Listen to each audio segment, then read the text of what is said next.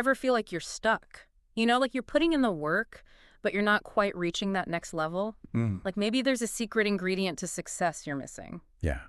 Well, today's Deep Dive, we are going to try to uncover that missing piece. Okay. We are going to crack open Angela Duckworth's grit Okay.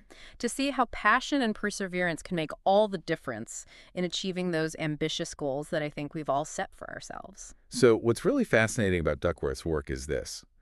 It challenges the belief that natural talent is the biggest factor in success. Right. I mean, we always hear these stories about prodigies, right? Yeah. And you think, well, they were just born that way. But Duckworth's research, it kind of flips that script completely. Okay, so talent isn't the whole story, Right. but how much does it really matter? It matters, but there's a catch. Okay. Think about somebody, who you consider naturally gifted, but they never really reach their full potential. I know a few. Right.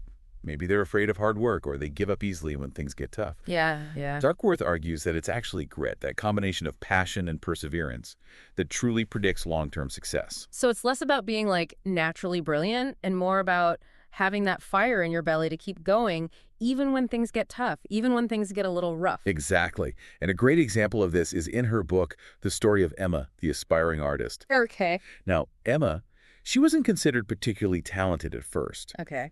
But her dedication to improvement, constantly seeking feedback, pushing herself beyond her comfort zone, it transformed her from a hopeful amateur to this celebrated artist. Wow.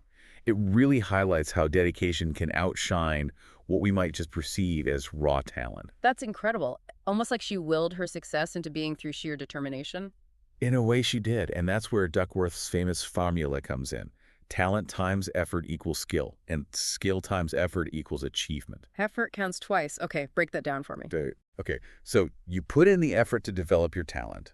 That leads to skill. Okay. But then you take that skill, you multiply it again by effort, and that's what leads to actual achievement. Wow. It's not enough to be good at something. You have to be willing to put in the work to translate that skill into actual tangible results. I like that. So it's like baking a cake. Okay. You can have all the best ingredients in the world, but if you don't put in the effort to mix them properly, bake them at the right temperature, you're Right. going to end up with a soggy mess. Right. I like that analogy. Uh-huh. And speaking of effort, there's a story in the book about Aisha, a writer who faced tons of rejections early in her career. Oh, that's rough. I can only imagine how discouraging that must have been. It was tough, but here's where her grit kicked in. Okay. Instead of letting those rejections completely derail her, Aisha saw them as opportunities for growth. Okay. She joined writing workshops, she revised relentlessly, and learned everything she could from every critique she got. Wow. That unwavering commitment to her craft eventually paid off big time. Wait, is this the Ayesha who ended up with a bestseller, was it? The very same. Landed a book deal, and yeah, her work resonated with readers all over the world. That's amazing. Powerful example of how grit can transform setbacks into stepping stones. So how do we tap into this superpower? It almost feels like it's something you have to be born with. Not at all. Yeah. That's one of the most empowering things about Duckworth's work, is that she provides a roadmap for building those grit muscles. Okay. It all starts with setting clear goals. Right. Got to have that vision. What are you truly passionate about? What do you want to achieve? Right. You've got to have that vision, that burning desire to fuel your actions. Exactly. Once you have that clarity, it's about developing routines that support your goals. Consistency is key here. Right. Think about how you can build habits that will keep you moving towards your aspirations, even on those tough days. That makes sense. Yeah. It's like building a house. You need that strong foundation to support everything else. But we can't talk about building grit without addressing those moments when things get tough. Right. Right. How do we develop the resilience to bounce back from setbacks and keep going when we feel like giving up? So Duckworth, she dedicates a lot of the book to this idea of resilience. Okay. And she argues that it's really linked to having a growth mindset. Okay. It's not just about bouncing back. It's about viewing those setbacks as opportunities for learning and growth. So instead of getting stuck in that cycle of self-doubt when things don't go our way, Right. we need to kind of reframe those experiences. Exactly. People with a growth mindset, they see challenges not as roadblocks, but as detours that ultimately lead to, a better destination. Okay. They understand that setbacks, they're a natural part of the learning process, and they use those experiences to gain valuable insights and come back even stronger. That reminds me, I think it was James's story in the book. He was terrified of public speaking, Oh, right, right. but he managed to completely transform his relationship with fear. Yes.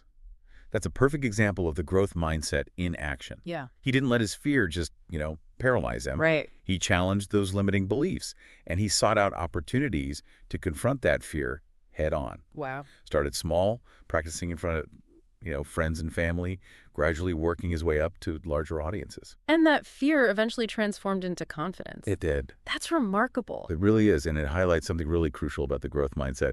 It's not about magically erasing our fears or weaknesses. Right. It's about embracing them as areas for growth, working with them, not against them. It's about shifting that inner dialogue from, I can't do this, to, I'm not there yet, but I'm working on it. Exactly. I love that.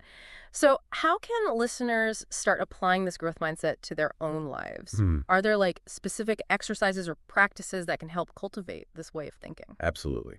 One of the best ways is through deliberate practice, which Duckworth, she emphasizes this a lot. Okay, I've heard that term thrown around, but what does deliberate practice actually look like? So it's about going beyond just mindlessly going through the motions. Okay. It's about, identifying your weaknesses and actively working on them one by one. Okay. Think of it like this. Imagine you're practicing a musical instrument. Okay. Deliberate practice wouldn't be just playing the same song over and over again. Right. It would be about breaking down those difficult passages, practicing them slowly, with focus, until you master them. So it's about pushing past our comfort zones, focusing on those areas where we feel the most resistance. Exactly. It's about challenging yourself to improve, even if it feels, uncomfortable at the time. Yeah. And it's about seeking feedback from mentors or, experts who can give you guidance, help you identify areas for growth. I can see how that ties back into the growth mindset. Exactly. It's about embracing those challenges, those moments of, like, I don't know, as opportunities to learn and expand our abilities. Speaking of challenges, I'm curious about the role of passion in all of this. Can you be truly gritty without having that, like, burning passion for what you're doing? That's a great question. And it's difficult to sustain that grit over the long term without a sense of purpose, Okay. a why that fuels your efforts. Right, because simply pushing through challenges without that underlying passion just sounds exhausting. It is. It is. Duckworth, she argues that finding your why is essential. Okay. It's about connecting your efforts to something bigger than yourself, Right. something that gives your work meaning and purpose. It's like that saying, find something you love and you'll never work a day in your life. Right. But it's more than just enjoyment. It's about aligning your actions with your values, Yeah. with a mission that, like, resonates with your soul. You got it. Yeah. Think about Raj from the book. He was a software developer who was really passionate about making education accessible to underserved communities. Okay. His why wasn't just about writing code. Right. It was about using his skills to make a tangible difference in the world. Right. So his passion fueled his perseverance. Exactly. That's incredible. That's inspiring. It is. So we've got the passion, we've got the perseverance, we're embracing challenges, we're cultivating that growth mindset. It's all starting to come together. It is. But what about the role of other people in this whole grit equation? Yeah. Can we cultivate grit in isolation, or is it something that's nurtured by our relationships and the communities that we're a part of? That's a really important aspect of grit that we haven't really touched on. Okay. Duckworth, she emphasizes that we are not islands. Right. Our relationships, our support systems, they play a huge role in our ability to cultivate and maintain grit. So it's like having a team of cheerleaders in your corner, encouraging you to keep going, even when you stumble. Exactly. Remember Nina, the marathon runner, she found strength and motivation through her running club. Right, right. Her story highlights how powerful it can be to surround yourself with a community, like-minded people who understand your struggles, celebrate your victories, Yeah. provide that sense of camaraderie and support. It's about knowing that you're not alone in the arena, Exactly. that there are others who've walked a similar path and can offer, guidance and encouragement along the way. Exactly. And it's not just about having people to cheer us on. Right. Mentorship is huge as Yeah. well. Yeah. Having someone who's already kind of, navigated the terrain that you're on, who can offer insights and wisdom Yeah. from their own experience hmm can be so valuable in your own grit journey. It's like having a guide in unfamiliar territory, Right. someone who can help you avoid some pitfalls, navigate unexpected obstacles. Exactly. So finding those mentors, building those supportive relationships, those are crucial steps They are. in strengthening our own grit. But what about fostering grit in others? Yeah. Is that something that we can actively do, or is it more about just creating the right conditions and hoping for the best? It's kind of a bit of both. Yeah. While we can't force someone to develop grit, Right. we can create environments that nurture and encourage that growth. Okay. And this applies to, families, schools, workplaces, Right. really any setting where people are striving towards goals. So it's about setting the stage for grit to flourish. Exactly. One of the key takeaways from the book is that grit isn't just an individual trait. Okay. It can be fostered on a larger scale. Okay. Think about it. If we can create cultures that embrace challenges, that view mistakes as opportunities for learning rather than failures to be punished, Right. we can unlock incredible potential, both individually and collectively. It's like we're building a greenhouse for grit, where it's safe to experiment, take risks, to maybe even fall flat on our faces Oh, without yeah. fear of judgment. I like that. And in those environments, it's so important to recognize and celebrate effort, persistence, that willingness to learn from setbacks. Mm-hmm. It sends a really powerful message that grit is valued, Right. that it's not just about the end goal. It's about that journey of growth and learning along the way. So we're kind of rewiring the definition of success. It's Right. not just about the outcome, it's about the grit we display and develop in pursuit of that outcome. Yes, exactly. And who better to model this than leaders in those environments? Right. Leaders who embody grit, who are passionate about their work, they demonstrate resilience in the face of challenges. Yeah. They can really inspire those around them to do the same. They become living proof that grit is not just this buzzword. Right. It's like a powerful force for positive change. And the amazing thing is, Duckworth makes it very clear that this ability to cultivate grit, it's not reserved for a select few. Right. It's not something you're born with or you're not. So you're saying anyone can develop grit? Absolutely. It's more like a muscle. Okay. The more we use it, the stronger it gets. Okay. Just like any muscle, Mhm. it takes consistent effort, the right kind of training.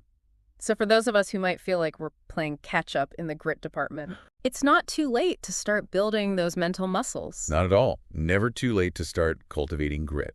It's good news. The book is full of strategies and techniques for, strengthening those perseverance muscles, I like it. no matter where you are on your journey. This has been such an insightful deep dive. Yeah, it is. We explored the power of passion, perseverance, the importance of deliberate practice, and the transformative power of cultivating that growth mindset. Right. We talked about it all. We have also seen how vital it is to find our why, that sense of purpose that fuels our efforts. It's so important. And to surround ourselves with these supportive communities of mentors who inspire us to reach our full potential. It makes all the difference. It's about, I think, showing up as the best, grittiest versions of ourselves day after day, Yes. even when it's challenging. And I think that's what's so inspiring about this concept of grit. It is. It reminds us that we're not just passive bystanders in our own lives. Right. We are active architects of our own success. Beautifully said. Yeah, we have more agency than we realize. We do. But, so I was thinking Exactly. about everything we talked about. Mhm. One question came to mind that I don't think the book really answered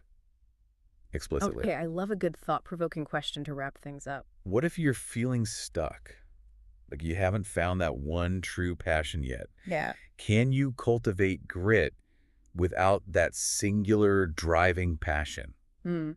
Or is it a prerequisite?